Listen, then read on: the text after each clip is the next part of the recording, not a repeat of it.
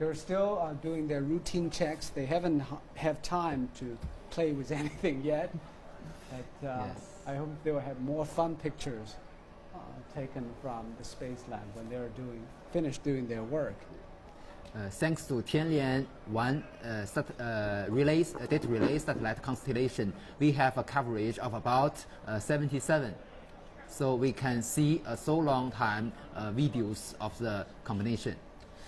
But it could be a stress for the astronauts, always being watched and monitored by people on the ground. Every move I make, everything that I see will be viewed and analyzed by the people on the ground.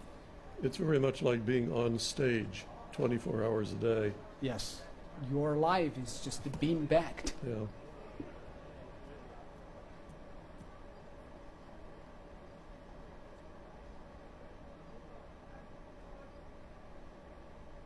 There he goes, up onto the ceiling. They will arrange their daily life according to the Beijing time.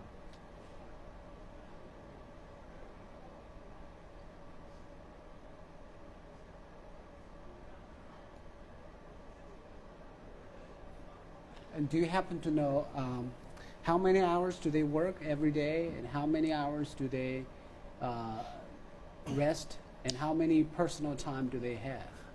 They have 7 hours for sleeping every day, and about 3 to 5, 2 hours, maybe 2 hours for their private time. And also, as I mentioned, they have a notebook PC on board for amusement, entertainment. Mm.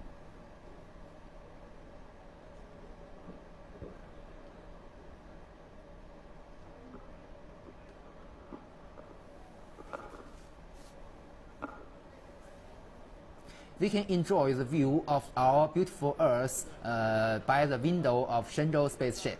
Mm. They have to get back to Shenzhou to Yes. have a view of the Earth. Yeah. That's in the re-entry capsule, or that's in the orbital module? Both, I guess. I can be sure that there are windows on the re-entry capsule, but I don't sure if there is two on the orbital module. They should have put more windows there. Definitely. In your future. It will be worth experience, especially for the astronauts. As you said, Cupola is a favorite of every astronaut. Otherwise, they would just assume they're living in an enclosed space. Of course, this kind of window is also very important and critical for our future construction of space station. You know that Cupola is designed not only for entertainment, it is used for the monitoring of the robotic arm, Canadarm2. So the future construction of our space station will have two experimental modules.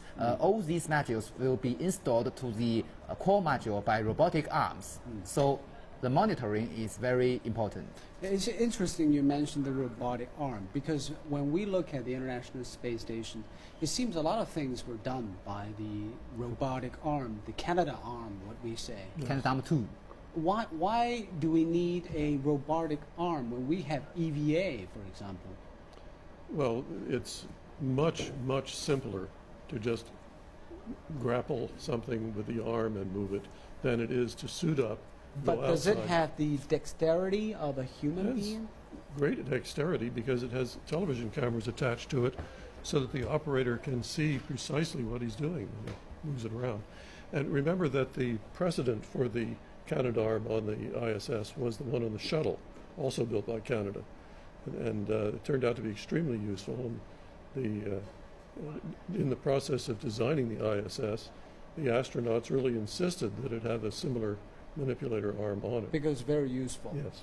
So maybe in the future Chinese space station, we will consider mounting a robotic arm. Absolutely, we will need this. And also, I should emphasize, the Dragon spaceship just accomplished its mission recently, is not docked with the International Space Station. It can be called berthing.